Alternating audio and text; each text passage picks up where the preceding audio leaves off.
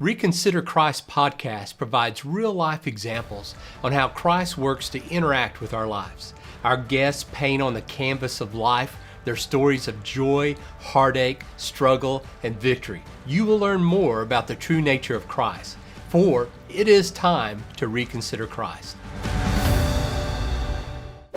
Overcoming a setback at work or life, we'll meet David Cook, who has gone from health setback to health setback to continuing to have a positive impact on thousands of people's lives. How did he do that? He did it by staying close to Christ as he's walked through his childhood and adult years. A T6 Paraplegic at the age of 16, he knows well the challenges of overcoming significant health issues, as well as emotional trauma. David is the whole package when it comes to showing how a person can expand their life irrespective of the circumstances and be that great impact on the lives of others. David Cook is the founder of David Cook Enterprises, a speaking, coaching, and training organization that helps businesses and individuals put their purpose into action. Rooted in servant leadership, David's experience as a coach, a businessman, and an educator has equipped him to speak with clarity on teamwork, leadership, and communication. David wrote Getting Undressed to inspire others to overcome. It's a great book that will keep you walking through the difficulties to Christ. David also hosts a new podcast entitled Paralysis to Purpose. The podcast has exceptional guests and has been well received. Hello, David. Welcome to the podcast. Just so tickled to death to have you today and have enjoyed our interactions. And I know you have a lot for our audience to contemplate today in how to grow a relationship with Christ over a lifetime. But Gene, I tell you what, I'm honored to be here, and I'm looking forward to however much time we spend together today. I think it's going to be great and to share with you and your great listeners today. This is going to be fun. Yes, it will be. Thank you very much. Well, our format is our traditional questions. We start out with, what's your first memory of Christ? Well, my first memory of Christ really came to the forefront when I was a young man. I may have been about 10 years old or so when my dad experienced a real conversion in his life. He was a nightclub entertainer, and he had a regular job by day. And one evening he was in the basement of our home, and he received Christ in the basement and had an encounter with God that literally changed his life overnight. He no longer was being involved in singing cabaret songs, but he began to sing Calvary songs, so to speak. And I got to see firsthand his life transform. And I also didn't know at the time that my mom had also had a transformative experience with Christ while she was praying in the bed by herself to God. And he came in and met her in the bed and filled her with his spirit. And they both began a journey of faith right in front of my eyes. That's when I was exposed to who God really was.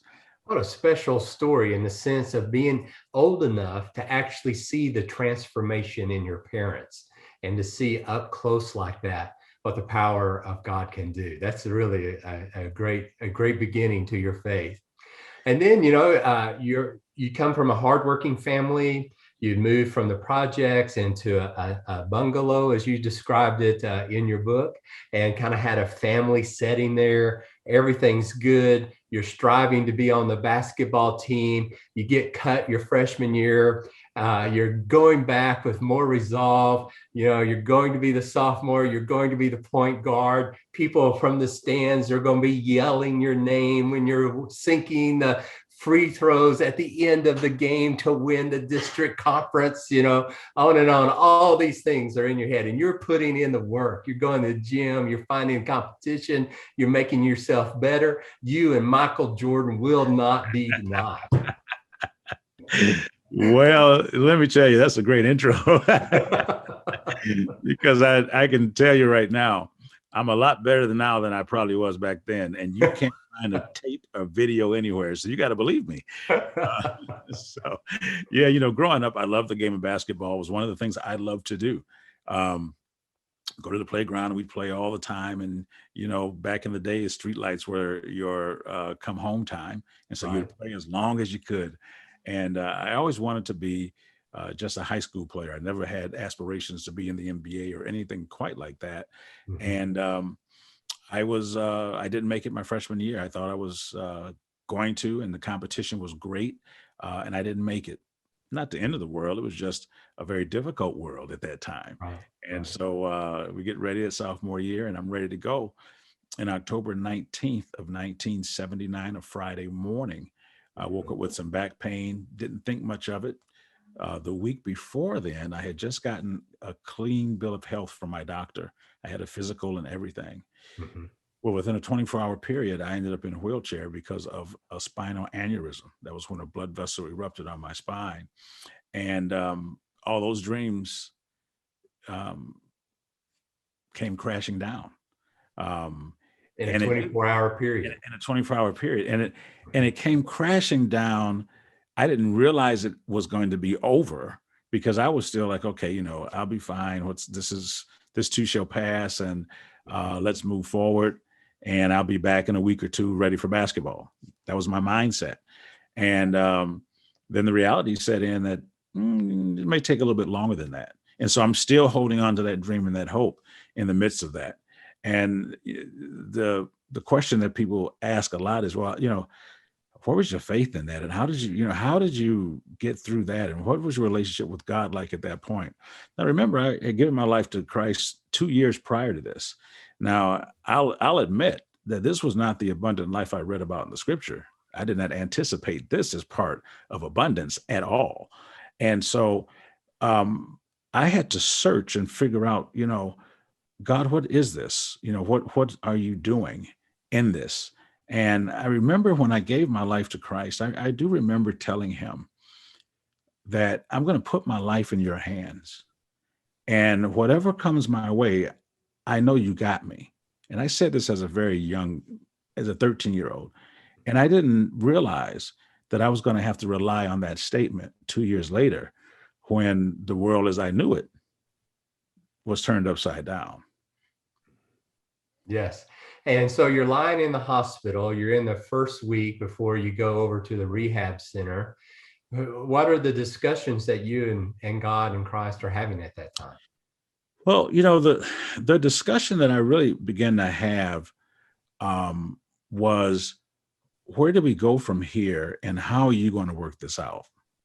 Because I knew there was nothing that I could do, and I began to understand that I was going to have to trust God in this. We had already prayed as a family, which we always did. And I had experienced and seen miracles, signs, and wonders that's for another podcast. But so I knew the power of God was real and that he could heal and deliver and save and set free. So I anticipated that same power that raised Christ from the dead was living in me. I knew the scripture well enough to know that I had access to his power and strength. So I began to talk to him about that and about being resurrected. Because he was resurrected. These are the conversations I had. Yeah. And I never had a conversation of bitterness because I knew God loved me. The one thing I always knew, and it was instilled in me as a child, was that God loves you. I don't care what you do. He loves you. And I'm in relationship with this.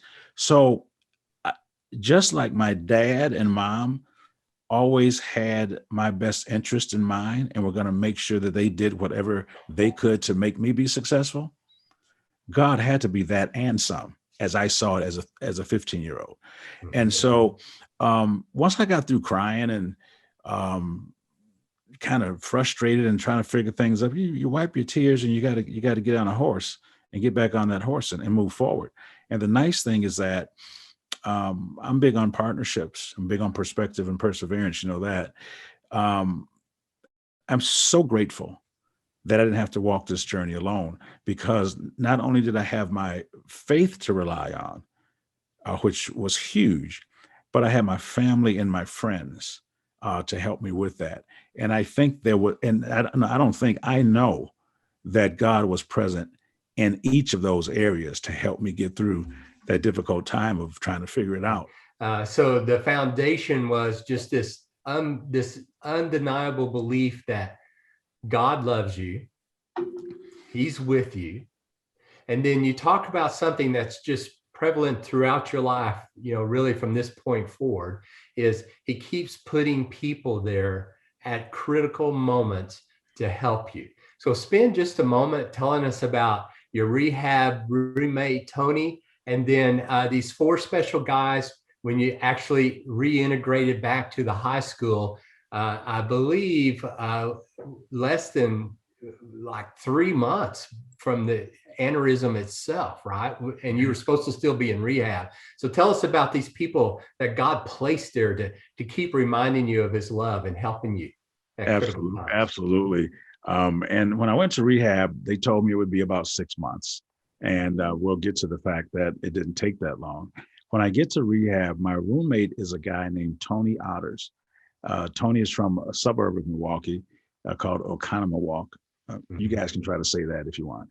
I And can't even read it, much less say it. and Tony was a quadriplegic and had suffered a broken neck from a diving accident. Now, mind you, I had never seen anybody else really in a wheelchair or anyone, or didn't know anyone like that. You see people, but to know someone, this was my first encounter. And to be in this environment was all new to me also.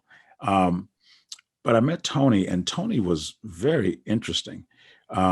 He was a hard worker, never complained about anything. And he was determined. He used to tell me about he was going to become a medical doctor. And I was like, okay, you know what? you can believe that if you want to, but based on what I see, I don't know if you're going to be able to do that. And he did. Yes, and he did become Dr. Otters. But what was so interesting, he worked so hard, and it motivated me. As I was in rehab and learning how to get dressed again and that kind of stuff, and he would be on the mat next to me, I began to understand that the things that I could do, he would have loved to be able to do as much as I could. And that was the beginning of me understanding that this is not as bad as I think it is, because I began to see how many people around me, literally in that rehab center, would give everything they had to be in my position. That sounds crazy because I just experienced a life-changing event. But I will tell you, as much as the aneurysm was life-changing, meeting Tony Otters changed my life because it gave me the desire and the zeal and the will to move forward with the right attitude and the right purpose. It was because of Tony Otters that I got out of rehab in 2 months instead of 6 months. And that was one of the first people that God had placed in my life strategically. There were all kind of roommates I could have had. And I just happened to have Tony Otters. I believe that was a God-given thing for me. So when I leave the rehab, it's time to go back to high school. And that re-entering into the real world after you've been in a nice rehab center where everything is taken care of. And you remember, this was back a ways back. We'll just say it like that. Last century. That's right. It was last century. How about that? Why don't you make me sound like I'm really old? That's pretty good. Last century. I'll be using that. And, just getting back to school, I mean, things weren't as accessible back then. Things were just becoming, you just had ADA that was passed. So things were real compliant, lots of steps in different ways. And I found out about ways into the school that I never knew existed. But when I got back to school, there were 4 guys who were really instrumental in helping my journey through high school be a successful one. I still talk to them all to this day. There's Jim, Bob, Bill, and Jan. And they all came from different backgrounds. You had agnostics, you had a believer, you had a Republican, you had a Democrat, you had a liberal, you had African American. I mean, it was a group of guys that was so eclectic. And the one thing that was great about them, they found out a way to make my success their priority.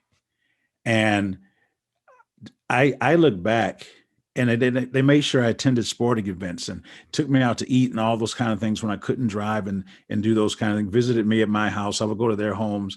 And they were responsible for really making the social aspect of my high school experience as complete as possible. And for a high school student, that's really important. I mean, we may overlook that, but being able to go to a sporting event or to homecoming or to prom or some of those types of things are really important. One of the guys that was in there that I talked to often, probably the most out of the guys right now, was a guy named Bill Thompson. I'd like to share Bill's story because Bill and I were two opposites. I think we were in French class together, I believe. And he came up and introduced himself. And Bill was a party guy. Bill ended up having alcohol and drug issues even while in high school. And but he was attracted to me because he thought I was a nice guy. Go figure. And but we did have something in common, and that was a love for music. And so I, along with Jim, one of the other guys, we started playing Christian music down in the school's radio station. It was called the Wave. And that was back when it was Keith Green, Andre Crouch, the Winans, all that was new, and Amy Grant, and contemporary Christian music was just taking off. And Bill had invited me to his house one night, and we went, and he said, "Hey, you got to listen to this. You got to listen to this." And he pulled out Bob Dylan's Slow Train Coming album, his Shot of Love album. Yeah. And he said, "You got to listen to these." And I was like, "Oh man, this is really good." And I was like, "This is Bob Dylan." And Bob Dylan had produced a couple of Christian albums. Mm-hmm. And that became a bonding point for us for years to come. And eventually Bill straightened up his life and got away from the alcohol and drugs and actually became more committed to his faith. And he often talks about the music, how he would come visit me in college and we would listen. He would not leave. I had a radio show on Sunday mornings, and he would wait until after the show ended to leave to go back to his school. So let me just fill in a couple of gaps for our audience. So this radio program at the high school was a part of the campus radio program, and you had your 40 albums that you would play during your time, and it's Christian music. Then you go to college. They've never had anything like this before. You're at a state college. The guy puts you down 2 or 3 times. Finally, you get to do a jazz hour with one of their premier DJs at the college. They like your voice. They like what you're doing. They give you 4 hours on Sunday morning that you call Morning Inspiration. Is that right? That is right. It was called Morning Inspiration. So you're rocking now. You got the first Christian music on the University of Wisconsin campus, and you got 4 hours on Sunday morning when college kids are asleep. How'd that go? Well, I tell you what, I was grateful for the 4 hours, and it was the longest specialty show given, and it still is probably in the history of the radio station. Yeah. And so I was excited to get an opportunity to minister. That's what I considered it when I went to college. I went to the University of Wisconsin, Whitewater, and I remember going, and I even said this to God. I said, I want to do something with this music and maybe try to minister on campus with this. And I didn't, because at that time I was not going to be in the mall spreading the gospel that way because there were people who did that. I wasn't going to, but this is what I had to give.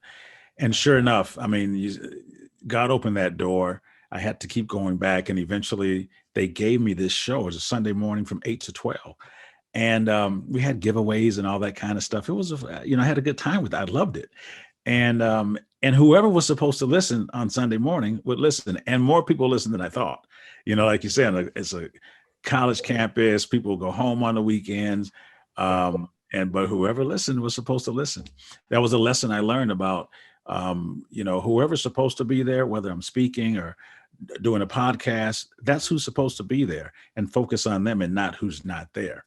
But anyway, so freshman year, I'm doing this radio show, and I get a knock on my door in my dorm room, and I open it up, and it's a very attractive red hair girl, and She said, "Hi, you're Dave Cooks." I'm like, "Yes, I am." And you got the Christian radio show, don't you? I said, "Yes, I do." She's like, "Do you mind if I come in? I want to talk to you." I was like, "Sure, whatever. Just leave the door open, and you Being can the come by." radio celebrity that you are. Yeah, being the radio celebrity that I am, I'm like, "Come on in. I'm a freshman. I have no idea." And she begins to talk to me about some things, and she began to then really become transparent, and she let me know that she had become pregnant, and she was coming to seek my advice. Now, I'm 18 years old. I want you all to don't forget that. I'm 18. I'm a freshman, and here I am getting someone coming to me who I don't know, but my life and reputation had spread so on the campus, and then you add the radio station, the radio show to it. She felt comfortable enough and confident enough in the Christ in me to come and seek counsel. And so I was like, wow, let me, God, what do I tell her? And this is what I told her. I told her a couple of things. I said, whatever you do, don't abort the child. I said, I'm not here to talk about your past. I want to try to help you with your future. And where do you go from here? And I said, I know it'll be difficult. And she was concerned about her parents, all the things that you would be concerned with. But for some reason, I just reassured her it was going to be okay. And what gave you that confidence? I don't know, because that's what I was sensed I was supposed to tell her. It just was like, tell her she's going to be okay, that this is not the first time this has happened. It won't be the last time this has happened, and that she will live and be okay. And that's where the first time I came up with this idea that I put into words that says, your ability to endure is always greater than your willingness to endure. And that simply means none of us want difficult times. None of us want life's tragedies to hit us. But when they do, God has strengthened you enough that you can get through it. Not only get through it, you can strive through it and help other people. So she left my room. I didn't think I'd ever see her again. I didn't know what she was going to do. And I graduated from college, and I was visiting a local church one Sunday morning. And after the church service, this lady comes up to me with red hair. I didn't know who she was. She said, you probably don't remember me. And I'm like, no, I don't. I'm sorry. And then she said, here's my son. And I said, oh, how you doing? Nice to meet you. And his name was David. And she said, you still don't remember? I said, no. She said, I was the girl that came to your dorm and asked you a question about what to do when I had gotten pregnant. And here's my son. And you know what? I don't know how many other people were touched by the radio show or by the music, but I know it saved one life, and to God be the glory for that. So let's take a stop here for a second, because we're about to talk about your love for business suits and your pursuit in the corporate world as things keep happening behind the scenes towards basketball and where you are now in your career. But just take a moment. So end of college, you've had your aneurysm experience in high school. You've had this full college experience with the radio station, with ministering in people's life, the raucous fun of the wheelchair basketball and doing well and hard workouts, as you talk about in the book. So where are you and God at this moment in time? How would you paraphrase your relationship at the end of college? I believe that at the end of college, the relationship I had with Christ was, I think it was cemented during my college days. And, a lot of people go to college and they forget their faith. They forget their family. They forget their background. But college was a building place for me. In addition to radio, I was involved in Bible studies and did a bunch of other student government. I was really involved in a lot of things on campus, which allowed for me to be a Christian in a secular environment. Mm-hmm. And my relationship with God was great then. My expectation from God has never changed. Mm-hmm. And what is that? And I expect the miraculous all the time. I expect him to work things out all the time. I literally believe that by the time I get through with this sentence, I could be walking, because that's how God does things. He's a suddenly kind of God. And so I went through my college experience knowing that I was going to have to live. If I was going to live this thing, here's the best place. I'm not at a Christian college or anything like that where you can hide. I'm out here in the marketplace at a secular university. And I tell you what a great place to grow in your faith, because I had to seek out believers and seek out InterVarsity and Maranatha groups and the church that I was going to go to. I had that responsibility. It goes back to what my parents said, that God doesn't have grandchildren. Your walk is your responsibility. We'll help you. We'll give you some mentoring, but your walk is your responsibility. And we've shown you what it takes. Now it's up to you to apply that and build your own relationship. And that's what happened during college. David has walked us through the hard days of his paralysis in high school and his challenges of going to college and achieving graduation. He's also talked about many lives that he's impacted along the way. He will soon begin an MBA at Duke, but first he starts his corporate career and begins to fall back in love with that first love of basketball. David's life chart is unique in several ways. First of all, there is that arc that we've seen throughout the podcast of his progression in his career from high school to college to banking to GE Capital, back to the high school to teach and coach, and then the starting of his corporate executive coaching and speaking. Along the way, there is a line that represents his health and the paralysis dipping way down as far as satisfaction in life in high school, his health coming back, and then dipping again dramatically through several things he'll mention as he broke away from his teaching and coaching at the college and high school level and began to become an executive coach and speaker. All along the way, though, there's another line. And that line is his relationship with Christ that consistently grew along with the arc of his career as he stayed close to Christ, which allowed Christ to use him in many unbelievable ways. And then there's one more line. And that line is the impact that David has had throughout his life. It just goes off the charts beyond his career, supported by his relationship with Christ, and despite all the physical and emotional challenges that he's had. Now back to David for the rest of the story. So David, you graduate college. Throughout your book, you talk about your love for business suits, client entertainment. You sound just like a sales executive. So I truly appreciated that part of the book. But talk to us from graduation through the next 10 years and all the different opportunities and people that were involved in your life. Yeah, as you mentioned, I always wanted to be a banker as a young man. That's what I wanted to do. And fortunately, I was exposed to banking at age 17. And I spent some time interning with the bank. And eventually, I tell people my first job in banking was filing checks. My first job at a high level of basketball was filling water bottles. So I had some very non-exciting beginnings that became great endings. And so don't despise small beginnings. And so I had a great career as a banker. And while I was on that journey, I met a guy named Mark Hogan, who became my mentor. And Mark taught me the ins and outs of banking, but he also challenged me in my personal life about basketball. And he's like, you love this. Why don't you do something with it? And sure enough, I started coaching a bank team and fell in love with coaching and eventually start coaching with one of our local AAU teams that was very, very good back in the day.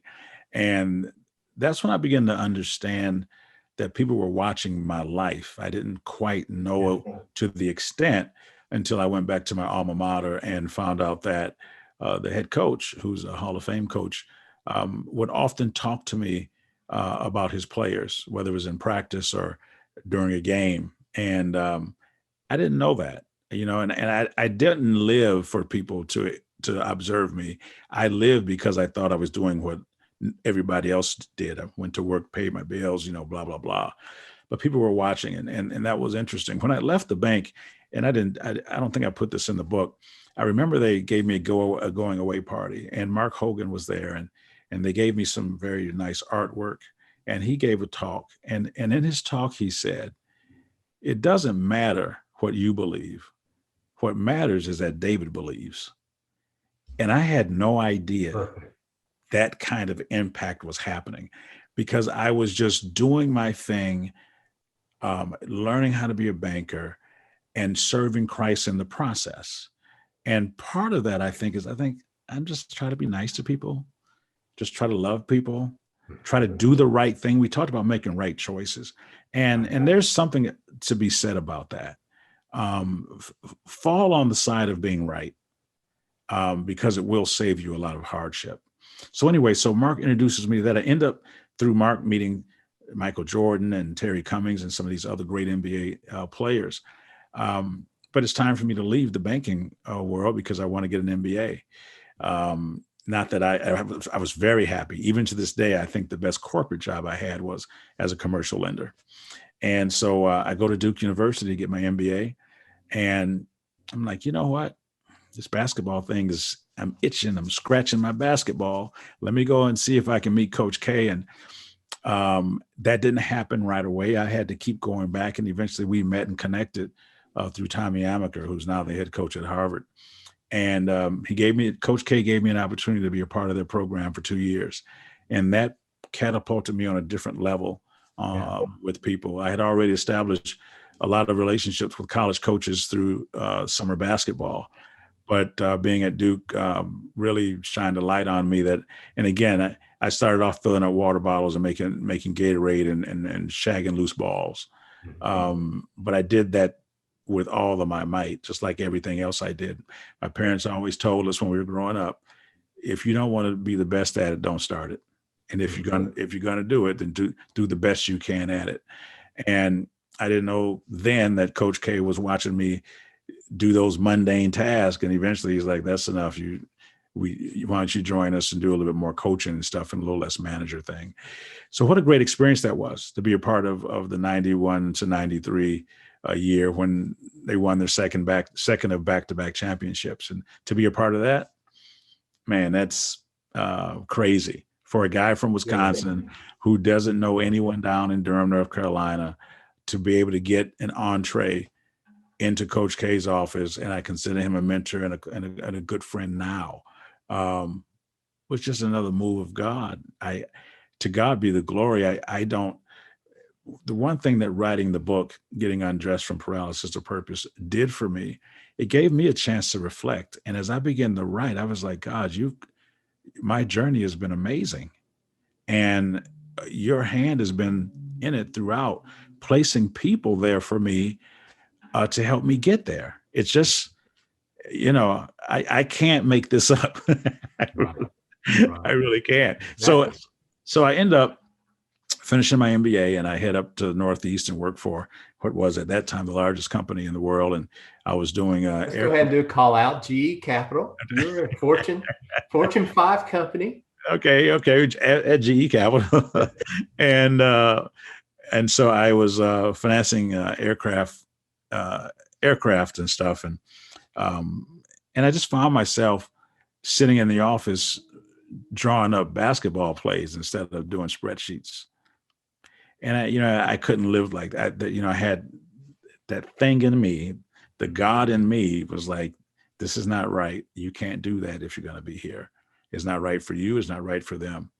Now, so you were still achieving, and you were being rotated and promoted. Absolutely. Getting promoted, doing well, but my heart. You were coaching basketball on the side. Yeah. Okay. Yeah. I was coaching basketball on the side at a Darien High School. We weren't very good, but I didn't care about that. It was basketball. And I just had to make a decision. And I did. I ended up leaving corporate America and working at a university in the athletic department. Lived on campus with the students, took a 70% pay cut. I did all that because I thought I was supposed to follow this dream and passion of working with young people and using the game of basketball to get that done. And so I did that. I made the sacrifice.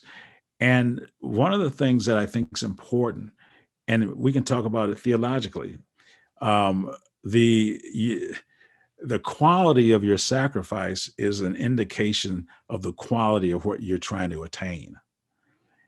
When God sent Jesus into the world to die, to be the sacrifice, it was a reflection of how much he loved us. And so there is a relationship between sacrifice and the value you place on where you're going.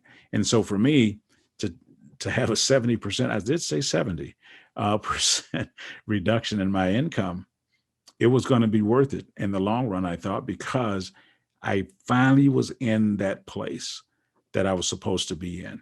And along the way, and some people, I want listeners to understand that discovering your purpose is a process. But I will tell you this, that I believe that God instills certain skills in you that are natural, that will be associated or tied to your purpose. He's not going to make you do something that you just can't do. He's not going to build you for that and have you discard that. So if there's something that's in you that you naturally enjoy doing, that for me, I'm a great communicator. These are things that God has blessed me with. And then basketball was another piece of it. Put those things together, and I was on the road to purpose. And so that's what got me through my little corporate experience and then into education for 17 years. I left the Northeast and came back to Wisconsin and taught at my alma mater. And what a great experience that was. I taught economics. I did diversity work. I ended up coaching, being the head coach at my high school. I was the first African-American head coach in the school history, obviously the first one in a wheelchair. So to say that God has allowed for me to blaze the trail in many areas is accurate.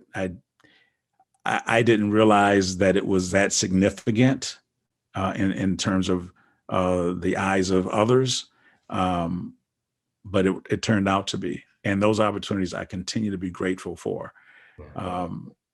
The one thing impresses me as I read through the book and listen to you talk is that most of your life is people watching you deal with your specific challenges and overcome with integrity and authenticity and with love. And that in this podcast specifically, it's not so much, Christ and I were fighting back and forth. Some people, it's almost like a hand-to-hand combat. I don't want you. I want you. I don't want you. I want you. Back and forth. But a true blessing that I'd like for these people who are seeking after Christ to see is that as that follower of Christ, you bring great value to those around you because they keep seeing a wheelchair. They keep seeing physical setbacks. We didn't talk about your scoliosis surgery and unsurgery, if there's such a word, that you went through. And then, the plane, the clots, and, on and on and on. But they keep seeing you being consistent. And that is such a great gift to people that intersect your life. So David, you're rocking along, you're teaching economics at your alma mater, you're coaching, you're winning games, you're having some success. Everything seems to go well. You have that pinnacle basketball year. You have a couple of subpar years because you got to reload. You're not Coach K. You don't get to recruit everybody in. You got to take what's there, and you're coaching them up, and the things are going great. And all of a sudden you get fired. And that starts a whole new process. Okay, so what am I going to do now? So what does David Cooks do now? Yeah, well, let me tell you, when getting fired, it was an interesting experience because I had never gotten that done before. And that sent me through a range of emotions, quite honestly, because it was so unexpected. I did maintain my other job, teaching and that kind of stuff, but it really came out of nowhere for me. And when I couldn't get an answer why, I became to get a little bit frustrated. And thankfully, my wife and I went away on vacation, and I came back and was able to clear my mind because honestly, I wanted to punch the guy in his throat who fired me. Can I say that? Well, I did. Yeah. And I know other believers may never feel that way. But I was upset and didn't understand it. But I later it's interesting. For me, I've come to learn when you don't get an answer or the answer that you want or expect, there's probably something else going on bigger than that situation. And so what that ended up doing was speeding up my exit from the high school. It was a couple of years after that. I stayed a couple of years, and which in and of itself was a challenge to have to look at the administration every day and deal with them on issues and stuff after that had happened. What a growing experience that was. I had to learn what grace was about then. And so I ended up in 2016, a couple of years after that, leaving the school. I told my wife, I think my assignment's up and I'm not sure what I'm supposed to do, but I think I'm supposed to write a book and speak. And that began the journey of putting together the book, getting undressed from paralysis to purpose, getting into executive coaching or business coaching, and also speaking, and now the podcast. Mm-hmm. What's pivotal about getting fired was that if I had not gotten fired, I wonder if I would have ever left, because my goal was to retire there. And just as Joseph needed his brothers, and he eventually needed Potiphar's wife to get him to where God wanted him to be, I needed to get fired in order to get to where God wanted me to be at this stage in my life. And when I understood that, Gene, when I finally figured that out as I was working there and trying to figure things out, all of a sudden, gratitude kicked in. And you can't be grateful and angry at the same time. And I began to reflect on all the opportunities I had and the things that God had done with me and through me while I was at the school. And that changed everything. Was I grateful that I got fired? No. The scripture says we are to be thankful in all things, for this is the will of God for you in Christ Jesus. Well, that means that you don't have to be thankful for everything that happens to you, but you do need to be thankful in everything that happens to you. And that's two totally different things. So that moved me on to where I am now. And it's been a journey, and it's been tough. I wrote the book, but I wrote the book out of order. And what I mean by that is I was going to Boston in December of 2016, just got my first big gig with a speakers bureau. And on that flight there, I ended up having some health issues that got me to Massachusetts General Hospital. I had submassive blood clots in my lungs. And so obviously I didn't give that speech that day. I lost that contract. But while I was there, a number of the doctors came to see me, and they had heard from some of my former students were actually doctors at this hospital. Go figure. Right. And they began to tell them, hey, that's Mr. Cooks, and he did this and he did that and all this kind of stuff. And the doctors began to ask me, where's your book? I'm in ICU, and they're asking me about a book. And this happened a few times. And I said, you know what? All right, God, I got it. I was on the road to purpose. I was just out of order on it. Mm-hmm. Write the book, and then you start to speak. Mm-hmm. And so I canceled everything, came back, got the book written, and began that journey. And it's a lot of work, and you're trying to get connections, all the things that you have to do just in time for sepsis and COVID. And then you've got to, okay, God, what's up? I don't understand this. I know I'm not dying right now, but why am I going through this? And this is taking too long. I need you to heal all this up, and so I can get back, because I'm losing money right now. That's the conversation I had with God. And I got crickets back. Right. Crickets, nothing. Yeah. Hey, God, I'm losing money.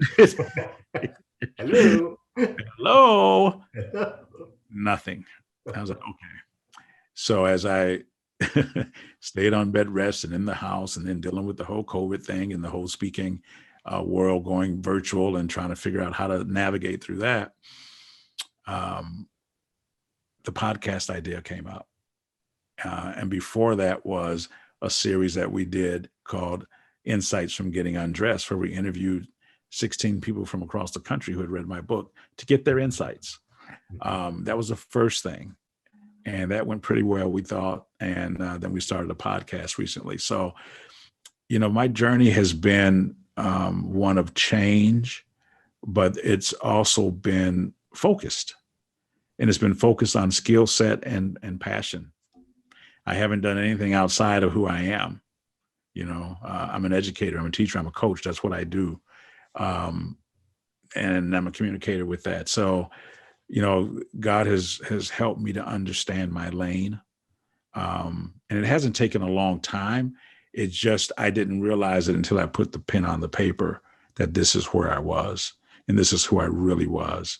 And that's why I'm big on people taking time to reflect and just still yourself and be quiet and let God show you the movie of your life.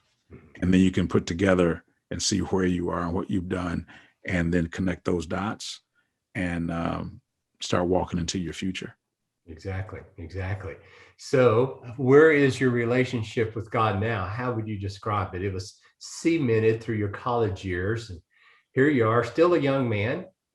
And, God is working with you in this new adventure. So where are you and God now? I think that we are probably more intimate than ever, and he's doing a new thing. David reminds us of three important principles. Number one, a powerful relationship with Christ does not depend on our physical circumstances.